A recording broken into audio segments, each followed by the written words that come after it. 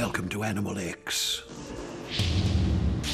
I've sent Daniel and Natalie to meet a couple of abductees. Rochelle Delia, who claims to heal people using alien powers, and David Sanderkoff, who says he's had as many as 6 close encounters with reptilian-looking aliens.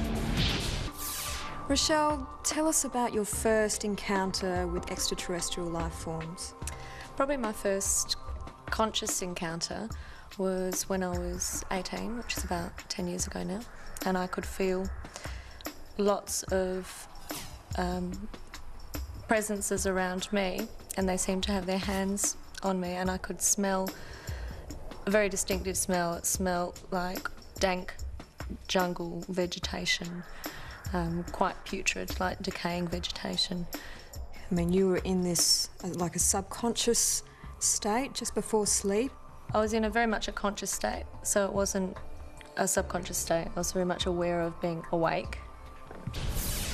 So David, tell us about your first reptilian creature experience.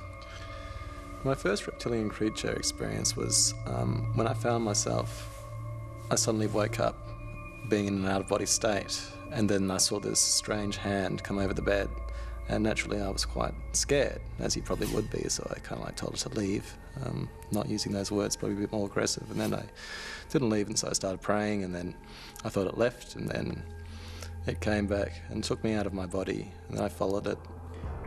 So what makes you so certain that you weren't just dreaming this? Probably the feelings and how vivid. It was a very solid, very solid experience.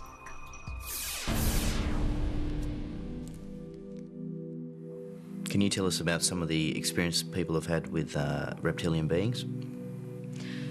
It's quite interesting that there's an enormous number that do have encounters with what they believe are dinosaur, lizard-like reptilian beings, and it's again a global thing. Some of them are really scary because they seem to be very huge. So what did the creature actually look like?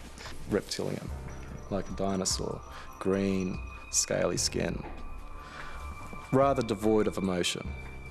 I think the fact that it's a reptilian scares them because it's not what they would expect. And what's interesting for me is that often the people that have see these other beings as well, it isn't something that they would normally want to try and imagine. You know, they're not sci-fi fanatics. They're not people that read, you know, that kind of fiction.